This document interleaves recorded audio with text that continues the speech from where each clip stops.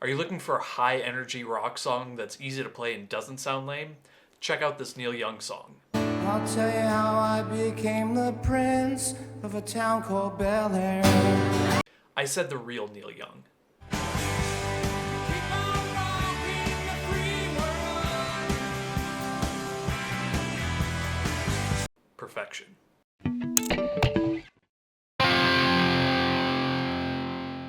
What's up, everybody? This is AJ Hansen from Level Up Your Guitar. Today we're going over Rockin' in the Free World by Neil Young. This is a great song that I teach a lot of my beginner students. Usually, depending on their taste, it might be the second or third song they learn because it's very easy to play. You're only going to need 2 fingers at maximum, sometimes just 1 finger to get going. So a couple of the key takeaways with this song, you've got a few open position power chords and then a couple open position chords that just use 2 fingers, and the ring finger never moves. You'll get a chance to learn how to count eighth notes, which is super important, especially at an early phase, but still being fun to do and not like a chore. You'll get some down-up strumming in the chorus and a little walking bass line, and then a really simple interlude that's simple but not always easy for beginners to get. We'll talk about that a little later. So let's jump in. I'll demonstrate this first.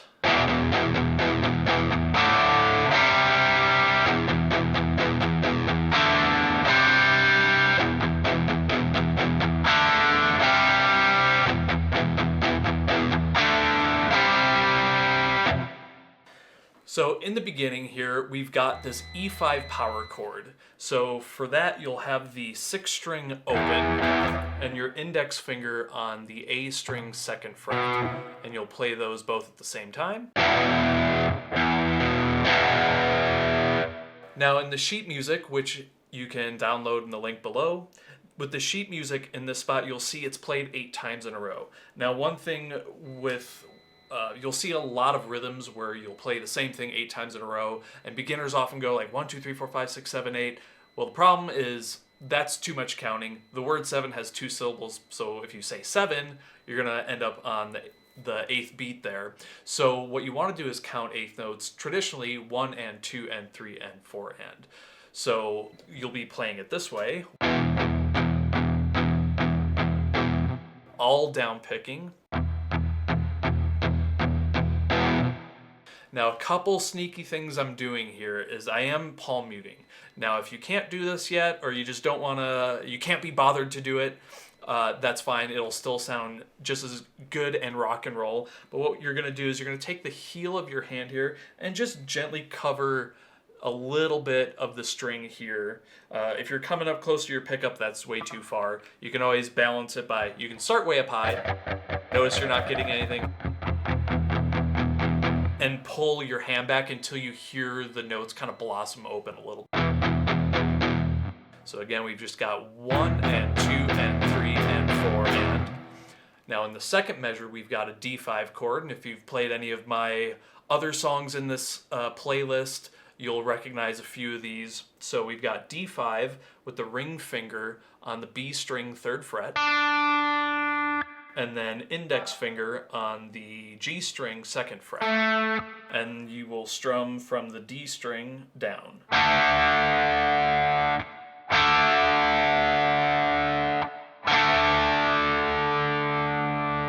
Now to get to the next chord, the C add 9, just peel off your index finger, keep that ring finger right there on the 2nd string, and then bring in your middle finger, stretch that to the A string 3rd fret. Now you'll notice in the sheet music there's an X. You'll still strum through this. It'll just be muted. So you don't have to have perfect classical technique. You can keep your middle finger more relaxed and it'll be nice and flat.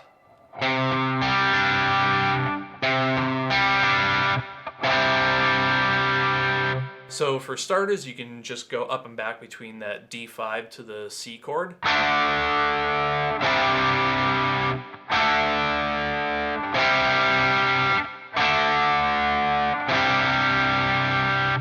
And once you get used to that, then you can add a little bit of the rhythm. Now, little disclaimer here, usually I just let my students feel this out. The counting of the eighth notes, 1 and 2 and 3 and 4 and, that's super important.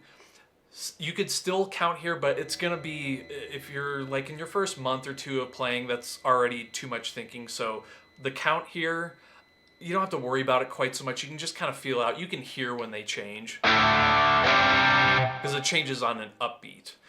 If you really want to count this, you could go 1, 2, 3, 1, 2, 3, 1, 2. It's kind of like a Tresillo beat, so that'd be 1, 2, 3 for D, and then 1, 2, 3, 1, 2 for C.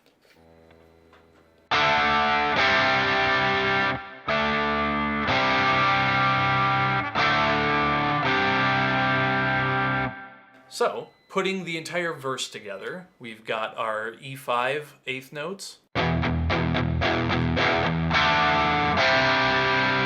into the D and C. So I'll play that a couple times at a moderate pace.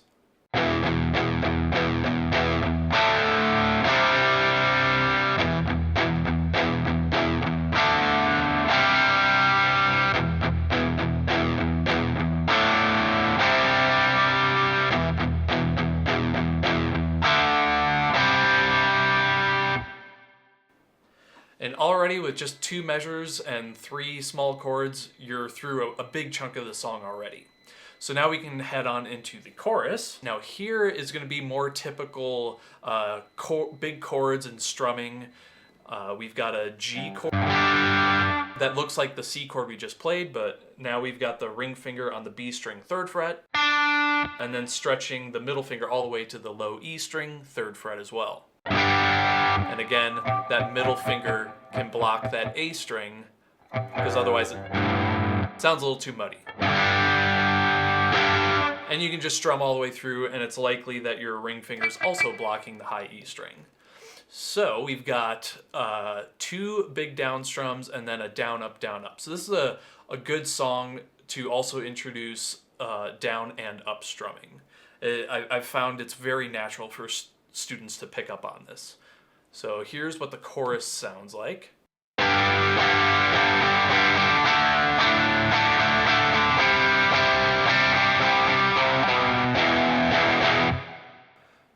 So again, we've got our G at the beginning in the first measure, and you'll go down, down, down, up, down, up.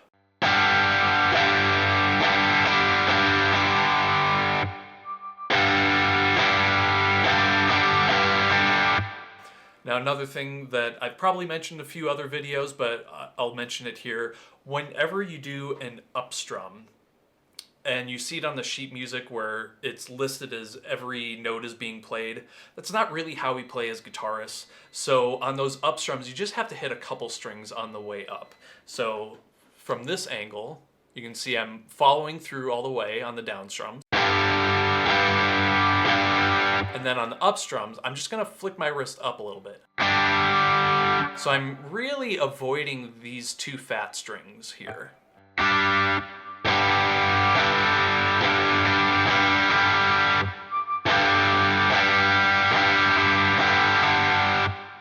So that's something that is really good for beginners to be aware of, because otherwise if you're always hitting every string on all the downs and all the ups, it just becomes a muddy mess. So it allows a little bit more breathing to happen.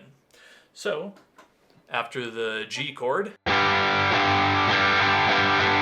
we go into the D5 chord again. So again, that's the ring finger isn't moving at all on the B string 3rd fret, and index back on the G string 2nd fret, and same rhythm.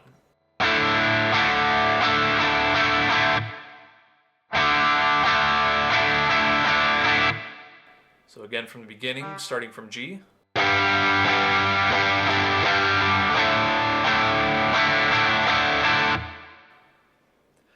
Now that'll leave you ready to go into the C chord. We're coming back to that again. So again, peel off the index finger, bring the middle finger back to the A string 3rd fret. Ring finger still hasn't moved.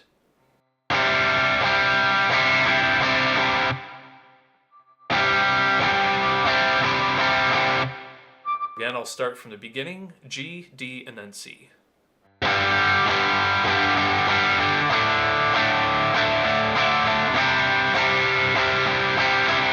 One more time.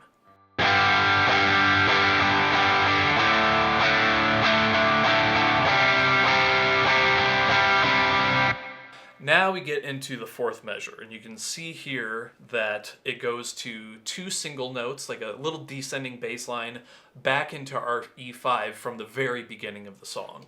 So, luckily, this is actually a lot easier than what it looks like on paper, but there is a little bit of detail to cover. So we're leaving the C chord,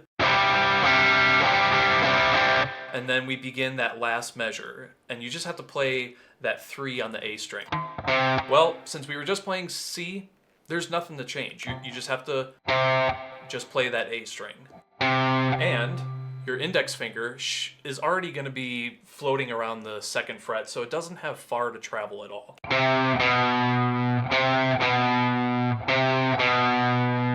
And even if you have it there a little beforehand, that's okay, because if you hit this note, you're not going to hear that one until you let go.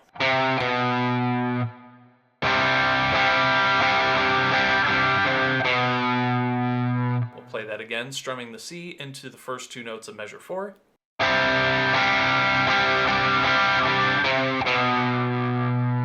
And you've probably already pieced together that after you've played that 3-2 on the A string, that 2 continues on into the E5 chord. So there's no movement to play the rest of the measure. You just have to make sure that your right hand is hitting now the low E and the A strings.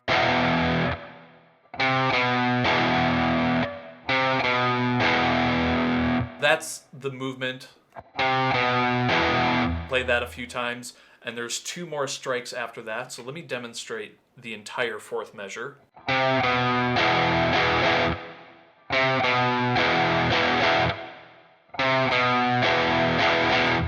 So it's got a bit of syncopation going on, where you're playing notes on the upbeat. Now, this is another one of those cases where, yes, counting is important, but if you're still just a beginner, you can feel it out. So generally how I explain this section is you've got the 3-2, and then you've got a long note, that's a tied note, and then 2 shorter notes. So usually I'll tell students to just say 3-2, long, short, short. Something like that. 3-2, long, short, short. And that's the rhythm that'll get you through that. 3-2, long, short, short.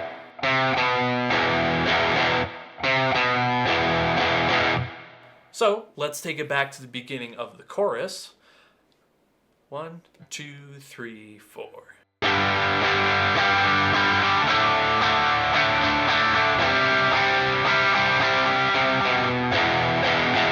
That's the whole thing. Now I'll play it 2 times in a row.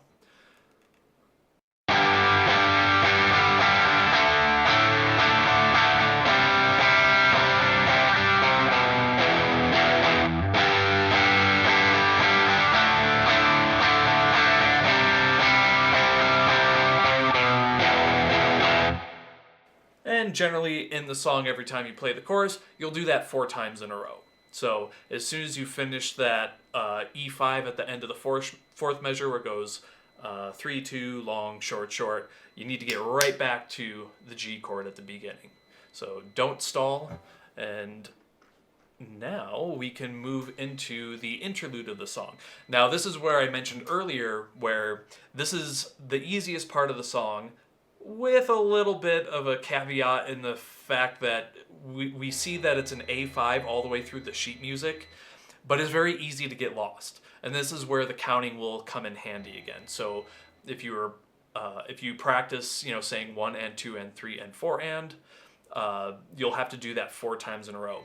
And I'm going to interrupt myself real quick. Another good way to get into counting when you're a beginner, generally the typical way is to this is how you count a whole note, and you go 1, 2, 3, 4, and no one likes doing that. It's so lame. So I learned a long time ago, instead of fighting that, I always just teach people how to count eighth notes from the first couple weeks and not worry about the whole notes, because we just tend to be impatient as guitarists and people in general. So you'll want to count 1 and 2 and 3 and 4 and, but you can also practice this away from your instrument. And the way I recommend doing that, whether if you're hanging out somewhere at school or in the office, you can just kind of pretend to play drums, and your right hand, or your dominant hand, I usually use my right, will count all the numbers, so the 1, 2, 3, 4, and your left hand, or whatever your weak hand is, can count all the weak beats, or the ands,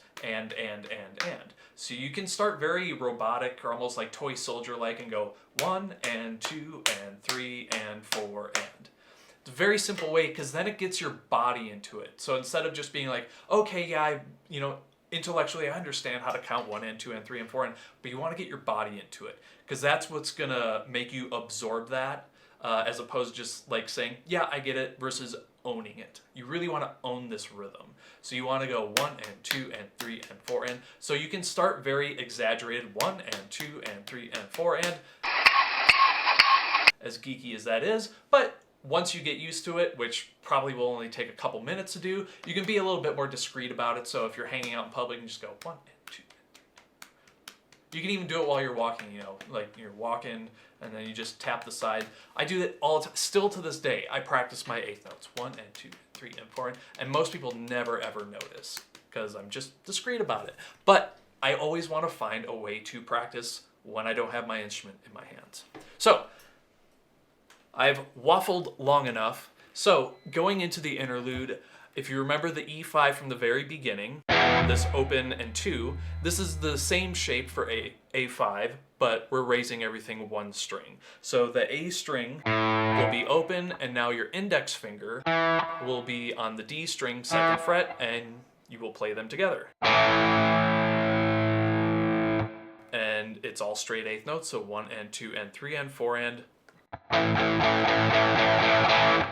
And you'll do that 4 times in a row. So that's what, I'll demonstrate what that sounds like.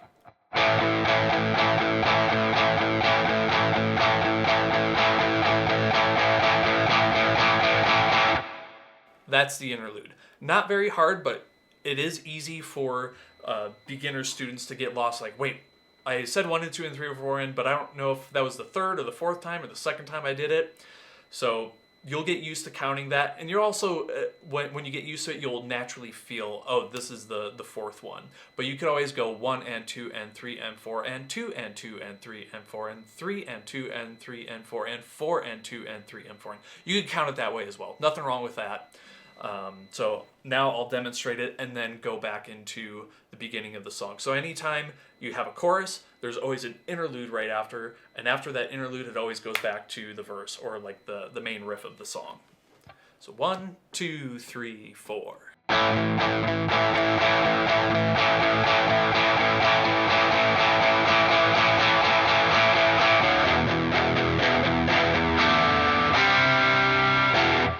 So again, just like what I talked about earlier with the end of the chorus, when you finish the long, short, short rhythm, you want to get right back into the G chord. Same thing for this interlude when you're in that 4th measure, 1 and 2 and 3 and 4, and you want to get right back into the verse without pausing.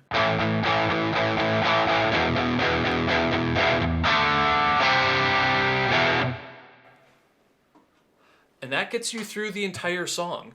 I've got at the top of the sheet music, again, that's linked in the description below. It's free. I don't have it behind a paywall or anything like any of my sheet music.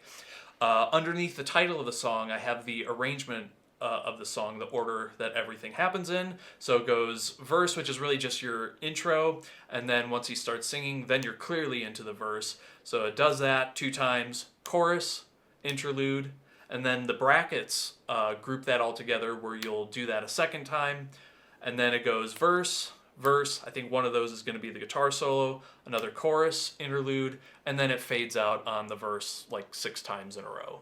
And that should get you through the entire arrangement of the song. So if you found this one helpful, I've got a bunch of other ones in a playlist I'll point to somewhere around here. And if you're looking for some private lessons, the link to my website is also in the description. So I hope to see you there, and I'll catch you in the next video.